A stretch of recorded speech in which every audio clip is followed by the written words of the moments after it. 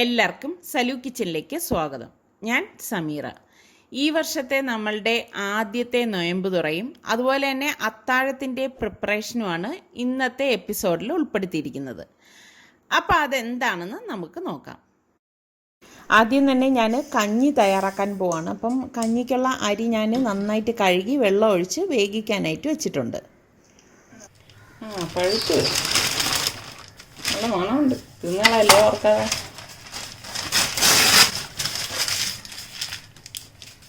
ചകിരി വെച്ചാണ് കുറച്ച് മാറ്റേണ്ടത്.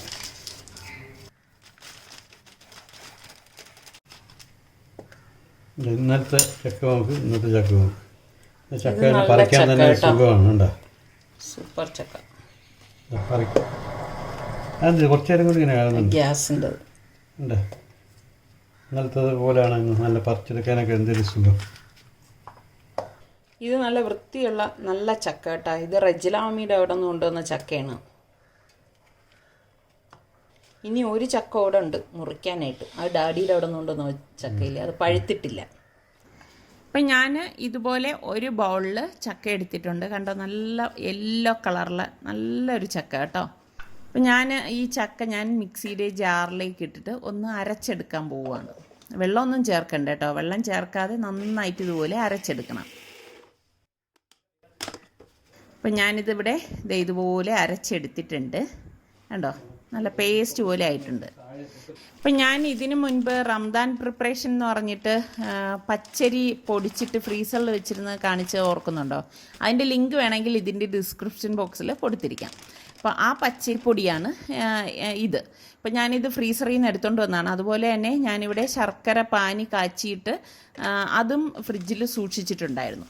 നമുക്ക് ആവശ്യത്തിനുള്ള പച്ചരിപ്പൊടി ഞാൻ ഒരു ബൗളിലേക്ക് ഇട്ടു. അതുപോലെ തന്നെ 2 ടേബിൾ സ്പൂൺ മൈദ മാവും കുറച്ച് ഏലക്കാപ്പൊടിയും അതുപോലെ തന്നെ ഒരു നുള്ളു ബേക്കിംഗ് സോഡയും കൂടിയിട്ട് നന്നായിട്ടൊന്ന് മിക്സ് ചെയ്യും. മിക്സ് ചെയ്ത ശേഷം ഞാൻ നമ്മൾ ഈ അരച്ച് വെച്ചിരിക്കുന്ന ചക്കയില്ലേ, ആ ചക്ക ഇട്ടിട്ട് ഇതുപോലെ ഒന്ന് മിക്സ് ചെയ്തെടുക്കും, പുട്ടിന് നനയ്ക്കുന്നത് പോലെ. അതിന് ശേഷമാണ് നമ്മൾ ഈ കാച്ചി വെച്ചിരിക്കുന്ന ശർക്കര പാനി ഇതിലേക്ക് ഒഴിച്ചിട്ട് ഇതുപോലെ ഒന്ന് കുഴച്ചെടുക്കുന്നത്. അപ്പോൾ ഈ ശർക്കര പാനിയും മാവും ഒക്കെ ഞാൻ നേരത്തെ തയ്യാറാക്കി വെച്ചിരുന്നത് കൊണ്ട് എനിക്ക് പെട്ടെന്ന് തന്നെ ഇതുപോലെ തയ്യാറാക്കിയെടുക്കാൻ പറ്റും. ഇതിപ്പോൾ ഞാൻ ഉണ്ണിയപ്പത്തിന് വേണ്ടിയിട്ടാണ് മിക്സ് ചെയ്യുന്നത് കേട്ടോ. ഏകദേശം 1 ഗ്ലാസോളം പച്ചരിപ്പൊടി ഞാൻ ഈ പാത്രത്തിലേക്ക് ഇട്ടിട്ടാണ് ബാക്കി ചേരുവയെല്ലാം ചേർത്തിട്ട് ഇതുപോലെ ഒന്ന് മിക്സ് ചെയ്തെടുക്കുന്നത്. കണ്ടോ, ഈ ഒരു പരുവത്തിലാണ് നമ്മളിത് കുഴച്ചെടുക്കുന്നത്. എന്നിട്ട് ഞാനിത് പാത്രം മൂടിയിട്ട് മാറ്റി വെക്കുകയാണ് ചെയ്യുന്നത്. ഒരു 2 മണിക്കൂറെങ്കിലും അങ്ങനെ ഇരിക്കണം കേട്ടോ. പിന്നെ ഞാൻ കഞ്ഞിക്ക് വേണ്ടിയിട്ട് അരപ്പ് തയ്യാറാക്കാൻ പോവുകയാണ്. അപ്പോൾ ഞാനിവിടെ ഏകദേശം 1/2 കപ്പ് തേങ്ങയും കുറച്ച് ഇഞ്ചിയും അതുപോലെ തന്നെ 1 ടീസ്പൂണോളം ചെറിയ ജീരകവും 1 ടീസ്പൂണ് മഞ്ഞൾപ്പൊടിയും പാകത്തിനുള്ള ഉപ്പും ഇട്ട് ഇതൊന്ന് അരച്ചെടുക്കും. അപ്പം ഞാൻ ഈ ഒരു രീതിയിലാണ് ഇവിടെ കഞ്ഞി വെക്കുന്നത്. ഈ കഞ്ഞി ഇവിടെ എല്ലാവർക്കും നല്ല ഇഷ്ടമാണ് കേട്ടോ. അപ്പോൾ ഇതുപോലെ ഒന്ന് വെള്ളം ചേർക്കാതെ ആദ്യം അരച്ചെടുത്ത ശേഷം നമ്മൾ പാകത്തിനുള്ള വെള്ളം ഒഴിച്ച് ഒന്ന് അടിച്ചെടുക്കും. കണ്ടോ, ഈ ഒരു പരുവത്തിൽ അടിച്ചെടുക്കണം. അപ്പോൾ നമ്മളുടെ കഞ്ഞി ഇവിടെ റെഡി ആയിട്ടുണ്ട്. പൊടിയരി ആയതുകൊണ്ട് തന്നെ പെട്ടെന്ന് വെന്ത് കിട്ടും.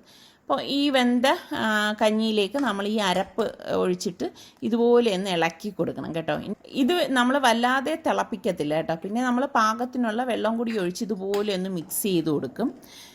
ഇതിലേക്ക് ഇനി ഒരു തിള വരുമ്പോഴേക്ക് നമ്മൾ ഇളക്കിയിട്ട് ഗ്യാസ് ഓഫ് ചെയ്ത് കൊടുക്കുകയാണ് ചെയ്യുന്നത്. ഇത്രയും മതിയാവും. അപ്പോൾ നമ്മളുടെ കഞ്ഞിയും റെഡി ആയിട്ടുണ്ട്. പിന്നെ അത്താഴത്തിന് വേണ്ടിയിട്ട് ഞാൻ പത്തിരി തയ്യാറാക്കാൻ വേണ്ടി ഞാനിവിടെ കുറച്ചധികം വെള്ളം വെച്ചിട്ടുണ്ട്. അതിലേക്ക് പാകത്തിനുള്ള ഉപ്പ് ഇട്ട് കൊടുത്ത് നമുക്ക് ആവശ്യത്തിനുള്ള മാവ് ഇതുപോലെ വറുത്ത് പൊടിച്ച് വെച്ചിരിക്കുന്ന അരിപ്പൊടിയാണ് കേട്ടോ, ഇത് പത്തിരിപ്പൊടിയാണ്. അത് ഇതുപോലെ വെള്ളത്തിലേക്ക് ഇട്ടിട്ട് നമ്മൾ കുഴച്ചെടുക്കുകയാണ് ചെയ്യുന്നത്. എന്നിട്ട് ഞാൻ ചൂടോടെ തന്നെ വലിയൊരു താലത്തിലേക്ക് ഇട്ട് കൊടുക്കും. ഇതുപോലെ ഇട്ട് കൊടുക്കും. ഇട്ട് കൊടുത്ത ശേഷം ഞാൻ കൈ മുക്കാനായിട്ട് ഇതുപോലെ ഒരു പാത്രത്തിൽ കുറച്ച് വെള്ളം എടുക്കും. എന്നിട്ട് ചൂടോടെ തന്നെ ഈ മാവ് കുഴച്ചെടുക്കണം. നമ്മൾ ഇത് ചൂടോടെ എത്രത്തോളം നന്നായിട്ട് കുഴയ്ക്കോ അത്രത്തോളം നന്നായിട്ട് നമ്മളുടെ പത്തിരി സോഫ്റ്റായിരിക്കും, അതുപോലെ പൊങ്ങി വരികയും ചെയ്യും കേട്ടോ.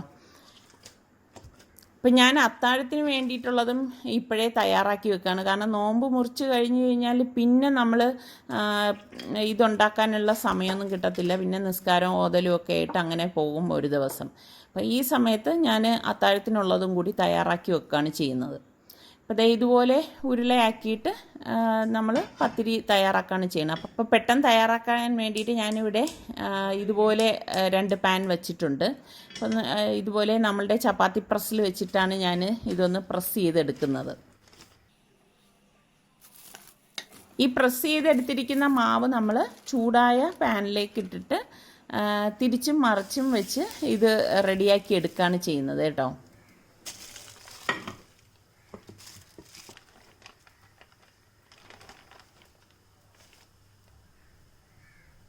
അപ്പം ഞാനിവിടെ ഒരു ദോശക്കല്ലാണ് വച്ചിരിക്കുന്നത്. ദോശക്കല്ലാകുമ്പോഴേക്കും ആ ദോശക്കല്ലിൽ 2 പത്തിരി നമുക്ക് ഒരേ സമയം ചുട്ടെടുക്കാൻ പറ്റും. അപ്പം പെട്ടെന്ന് ജോലി കഴിയുകയും ചെയ്യും. അപ്പോൾ ഇതേ കണ്ടോ, പത്തിരി പൊന്തി വന്നിട്ടുണ്ട്. അപ്പം നമ്മൾ കുഴയ്ക്കുന്നതിൻ്റെ രീതിയിലാണ് പത്തിരി സോഫ്റ്റ് ആവുന്നത്. അപ്പോൾ പത്തിരിയൊക്കെ ഞാൻ ഇവിടെ പെട്ടെന്ന് ചുട്ടെടുക്കുകയാണ്. ഇവിടെ ഇപ്പം എല്ലാം റെഡി ആയിട്ടുണ്ട്. അപ്പം ഞാൻ ഈ കാസറോളൊന്ന് അടച്ച് മാറ്റി വെക്കുകയാണ്. പത്തിരിയൊക്കെ റെഡിയായി കഴിഞ്ഞ ശേഷം ഞാൻ അത് കുഴച്ചെടുത്തതും അതുപോലെ തന്നെ മിക്സി അടിച്ചെടുത്തതിൻ്റെ ജാറൊക്കെ സിങ്കിലുണ്ടായിരുന്നു. അതെല്ലാം ഞാനൊന്ന് കഴുകി മാറ്റുകയാണ്. അത് കഴിഞ്ഞ ഉടൻ തന്നെ ഞാൻ അത്താഴത്തിലേക്ക് വേണ്ട കറി റെഡിയാക്കുകയാണ്. മട്ടൻ കറിയാണ് ഞാൻ റെഡിയാക്കുന്നത്. അപ്പോൾ അതിന് വേണ്ടിയിട്ട് പ്രഷർ കുക്കറിലേക്ക് വെളിച്ചെണ്ണ ഒഴിച്ചിട്ട് ഗ്രാമ്പൂ അതുപോലെ തന്നെ ഉലുവ, പട്ട, ഏലക്കായ ഇതൊക്കെ ഇട്ട ശേഷം നമ്മൾ സ്ലൈസ് ചെയ്ത് വെച്ചിരിക്കുന്ന സവാള ഇട്ടൊന്ന് വഴറ്റി കൊടുക്കും.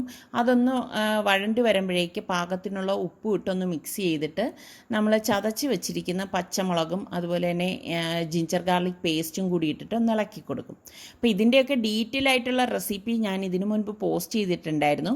അപ്പോൾ അതിൻ്റെ ലിങ്ക് ഞാൻ ഇതിൻ്റെ ഡിസ്ക്രിപ്ഷൻ ബോക്സിൽ കൊടുത്തിരിക്കാം. പിന്നെ ഞാനിവിടെ മസാലപ്പൊടികൾ അരച്ചിട്ട് ആ അരപ്പാണ് ഇതിലേക്ക് ചേർത്ത് മിക്സ് ചെയ്ത് കൊടുക്കുന്നത്.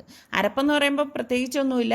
നമ്മുടെ കാശ്മീരി ചില്ലി പൗഡർ, മല്ലിപ്പൊടി, ഗരം മസാലപ്പൊടി, അതുപോലെ തന്നെ കുറച്ച് കുരുമുളക് പൊടി, ഇത്രയും പൊടികളാണ് ഞാനിവിടെ അരച്ചെടുത്തിരിക്കുന്നത്. അതിനുശേഷം ഞാൻ കഴുകി ഡ്രെയിൻ ചെയ്ത് വെച്ചിരിക്കുന്ന മട്ടൺ പീസസ് ഇതിലേക്ക് ഇട്ടിട്ട് നന്നായിട്ടൊന്ന് ഇളക്കി മിക്സ് ചെയ്ത് കൊടുക്കും. പിന്നെ ഞാൻ ഇതിലേക്ക് ഒരു ടൊമാറ്റോ ചേർക്കുന്നുണ്ട്. ഇതുപോലെ ഒന്ന് സ്ലൈസ് ചെയ്തിട്ട് കൊടുക്കുകയാണ് ചെയ്യുന്നത്. അപ്പോൾ ടൊമാറ്റോയും ചേർത്ത ശേഷം നന്നായിട്ടൊന്ന് ഇളക്കി കൊടുക്കും. പിന്നെ ഈ മിക്സിയുടെ ജാറിൽ തന്നെ ഞാൻ പാകത്തിനുള്ള വെള്ളം ഒഴിച്ചിട്ട് ഇതുപോലെ ഇളക്കി മിക്സ് ചെയ്ത് കൊടുക്കും. അതിനുശേഷം കുക്കർ മൂടി വെയിറ്റ് ഇട്ടിട്ട് ഒരു 4 വിസിൽ വരെ ഇതൊന്ന് വേവിച്ചെടുക്കുകയാണ് ചെയ്യുന്നത്. അപ്പോൾ അത് കഴിഞ്ഞിട്ടും തന്നെ ഞാൻ ഒരു പാൻ അടുപ്പത്തേക്ക് വെച്ചിട്ട് കുറച്ച് നെയ്യ് ഇട്ടിട്ട് കൊപ്ര ഇതുപോലെ ചെറുതായിട്ട് അരിഞ്ഞെടുത്ത് വെച്ചിട്ടുണ്ടായിരുന്നു. അതൊന്ന് മൂപ്പിച്ചെടുത്തു.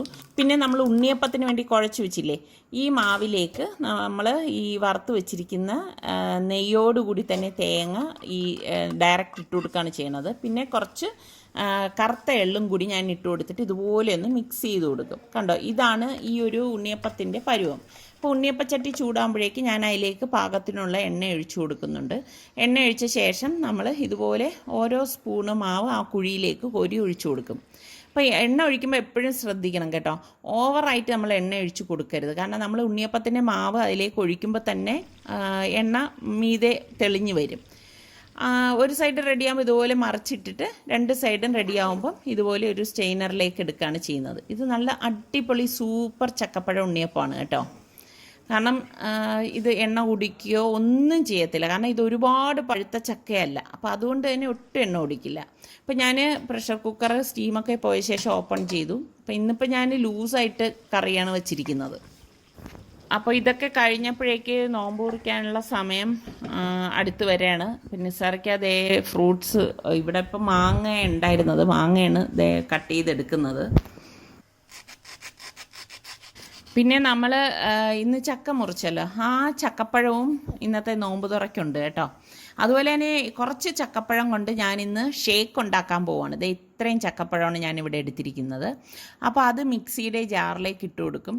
ഇപ്പം നല്ല മധുരമുള്ള ചക്കയാണെന്ന് തോന്നുന്നു, അതുകൊണ്ട് ഞാൻ പഞ്ചസാര ഇടുന്നില്ല. ഒരു സാഷെ ഹോർലിക്സും പിന്നെ നന്നായിട്ട് തിളപ്പിച്ച് തണുപ്പിച്ച് വെച്ചിരിക്കുന്ന പാൽ ഇതിലേക്ക് ഒഴിച്ചു കൊടുക്കും. എന്നിട്ട് ഇതൊന്ന് അടിച്ചെടുക്കും. നെകക്കെ പാലൊഴിച്ചിട്ടാണ് ഞാൻ ദേ ഇവിടെ അടിച്ചെടുക്കുന്നത്. എങ്കിലേ നന്നായിട്ട് ഇത് അരഞ്ഞു വരത്തുള്ളൂ. ഒന്ന് അടിച്ച ശേഷം ഇതിൻ്റെ അടപ്പൊന്ന് മാറ്റിയിട്ട് ഞാൻ ഒരു സ്കൂപ്പ് ഐസ്ക്രീം ഇട്ട് കൊടുക്കുകയാണ് കേട്ടോ. വനില ഐസ്ക്രീമാണ് ഇട്ട് കൊടുക്കുന്നത്. പിന്നെ 1-2 ഐസ് ക്യൂബ്സും ഇതിലേക്ക് ഇട്ട് കൊടുക്കുന്നുണ്ട്. എന്നിട്ട് ഇത് നന്നായിട്ടൊന്ന് വീണ്ടും അടിച്ചെടുക്കുകയാണ് ചെയ്യുന്നത്. ഇപ്പം നിങ്ങൾക്ക് പഞ്ചസാര വേണമെങ്കിൽ ചേർത്ത് കൊടുക്കാം കേട്ടോ. അപ്പോൾ ഒരു തിക്നെസ് ഇതേ ഇപ്പോൾ തോന്നുന്നുണ്ട്. അപ്പോൾ ഞാൻ കുറച്ചുകൂടി പാൽ ഇതിലേക്ക് ചേർത്തിട്ട് അടിച്ചെടുക്കുകയാണ്. അപ്പം ഇതൊന്ന് ചക്ക ഒന്ന് അടിച്ചെടുത്ത ശേഷം മാത്രമേ നമുക്ക് വേണ്ട പാല് ഇതിലേക്ക് ചേർക്കാവൂ കേട്ടോ. ഇതിപ്പോൾ നല്ല തിക്കായിട്ടുള്ളൊരു ഷേക്കായി വന്നിരിക്കുകയാണ്. ഇതേ കണ്ടോ. അപ്പം ഞാൻ ഒരു ജഗ്ഗിലേക്ക് ഇത് ഒഴിച്ചു കൊടുക്കുകയാണ്. അപ്പോൾ ഇതാണ് നമ്മളുടെ ഈ വർഷത്തെ ആദ്യത്തെ നോമ്പുതുറ വിശേഷങ്ങൾ. അപ്പോൾ നമ്മൾ ഇതുപോലെ ജ്യൂസും ഫ്രൂട്ട്സും അതുപോലെ തന്നെ കഞ്ഞി ഉണ്ടാവും കേട്ടോ. കഞ്ഞിയും കൂടി കഴിച്ചു കഴിഞ്ഞാൽ നമ്മൾ നിസ്കരിക്കാൻ പോകും. പിന്നെ നമ്മൾ ഭക്ഷണമൊന്നും കഴിക്കത്തില്ല. പിന്നെ അത്താഴത്തിന് മാത്രമേ ഭക്ഷണം കഴിക്കത്തുള്ളൂ കേട്ടോ. അപ്പോൾ സുൽത്താനാണെങ്കിൽ കഞ്ഞി മസ്റ്റായിട്ട് വേണം. അപ്പം അതുകൊണ്ട് തന്നെ എന്നും ഇവിടെ ഞാൻ നോമ്പിന് കഞ്ഞി ഉണ്ടാക്കും. എല്ലാം ടേബിളിലേക്ക് റെഡിയാക്കിയപ്പോഴേക്ക് ബാങ്കുളി കേട്ടു. അപ്പം നമ്മൾ നോമ്പ് കുറിക്കുകയാണ്. ശരിക്കും ഈ ചക്ക ഷേക്ക് കഴിഞ്ഞു കേട്ടോ. അടിപൊളി ടേസ്റ്റ്. ഹോർലിക്സിൻ്റെ ടേസ്റ്റേ അറിയത്തില്ല കേട്ടോ. റിയലി ചക്കയുടേതാണ്. ഞാൻ ഉണ്ണിയപ്പം കഴിച്ച് നോക്കിയിട്ട് പറയാമേ.